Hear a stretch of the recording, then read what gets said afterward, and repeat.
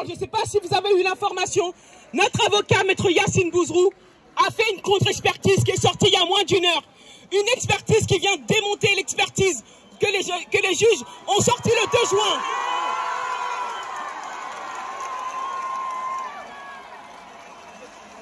Cette expertise, c'est écrit noir sur blanc que Adama Traoré est bien mort asphyxié suite au contrôle des gendarmes. Il a porté le poids des 3 gendarmes sur son corps. Mon frère a porté plus de 250 kilos sur lui.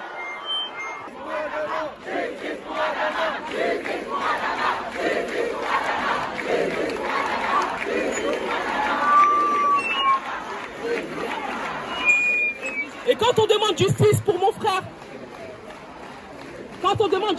frère, on est obligé de demander pour toutes les personnes qui sont mortes. Il faut savoir qu'en France, entre 1 et 2 personnes meurent par mois sous les coups de la police.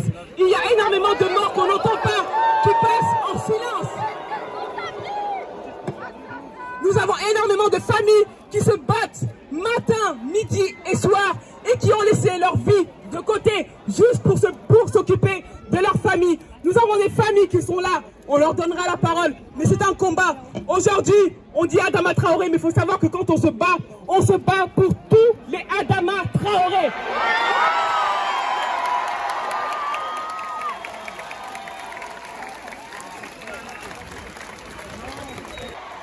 Aujourd'hui, ce que nous avons réalisé, nous avons montré un rapport de force.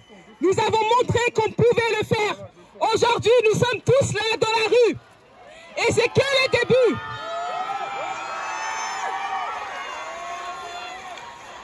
Aujourd'hui, quand on sort dans la rue, c'est pour exprimer notre révolte.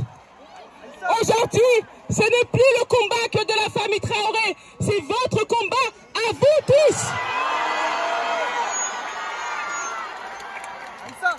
Aujourd'hui, quand on se bat pour George Floyd aux États-Unis, qui est notre frère, on se bat pour Adama, on se bat pour Ibrahim Abba, on se bat pour Gay Camara, on se bat pour Babacar Gueye, on se bat pour Angelo Garant. La liste est trop longue.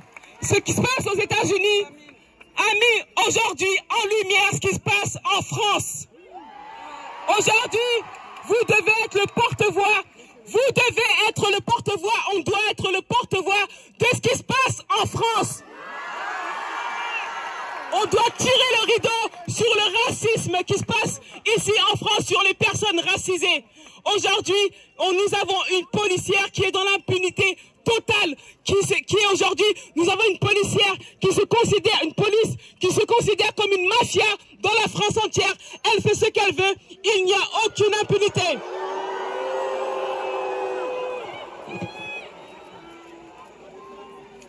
Aujourd'hui, c'est un énorme rapport de force qui est en train de se faire. Et aujourd'hui, c'est que le début. Parce qu'aujourd'hui, nous avons fait un appel en quelques jours. Par contre, la prochaine fois, quand on va descendre, ça sera un appel beaucoup plus organisé. Et là, on ne dira pas.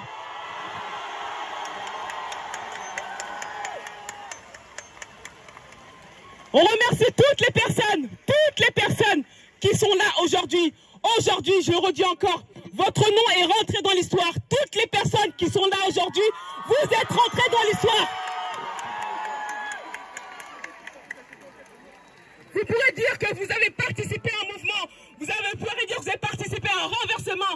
Vous pourrez dire que vous avez participé à la liberté de certains êtres humains. Que vous avez participé à la liberté d'hommes noirs et de personnes arabes et racisées en France. Quand on parlera d'histoire, on ne parlera pas que de l'histoire des États-Unis ou de l'Afrique, mais on parlera de l'histoire en France. On dira qu'un mouvement, que la jeunesse, que les personnes âgées, que les enfants se sont levés et qu'on a suivi un mouvement. Il faut savoir que si aujourd'hui on est là, si moi aujourd'hui je suis là, en tant que femme noire, des personnes se sont battues pour qu'on puisse avoir cette parole.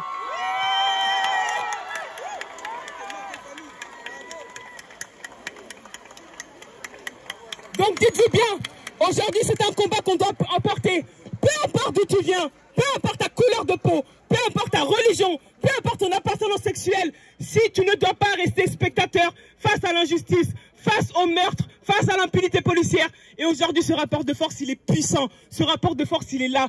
L'Allemand, je vous le dis, avant que j'arrive, j'étais même pas encore arrivé, que la police était partie frapper chez moi. L'intimidation était jusqu'à chez moi.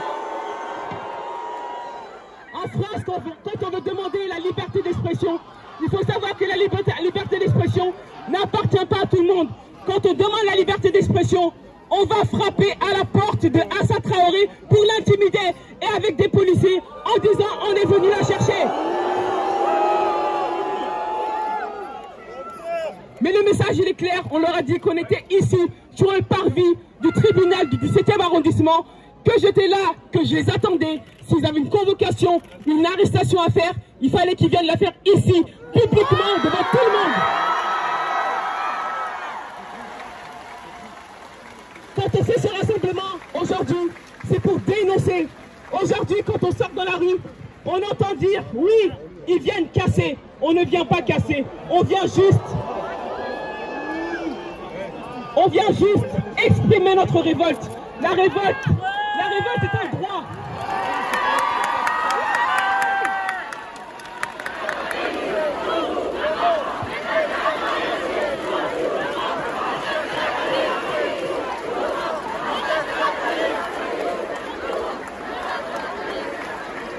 On a choisi le tribunal de Paris. On ne l'a pas choisi pour rien. Dans ce tribunal, nous avons la juge Lazergue qui aujourd'hui, dans la complicité de l'État, de la complicité de la justice française, sont en train de couvrir les gendarmes dans la mort de mon petit frère. Mon frère est mort le jour de son anniversaire. Mon frère est sorti de la maison. Il a mis son bob, il a mis sa chemise à fleurs, il a mis son bermuda, il a pris son vélo, il faisait 30 degrés, il avait juste envie de faire un tour de vélo. Mais en France, un noir ne peut pas sortir pour faire un tour de vélo. Ou un arabe, une personne racisée, sans qu'il se fasse tuer. Mon frère va mourir le jour de ses 24 ans. Mon frère va mourir le jour de son anniversaire. Ils ont eu un droit de mort sur la vie de mon petit frère. Et aujourd'hui, c'est avec la complicité de la justice française. Elles sont en train de couvrir les gendarmes.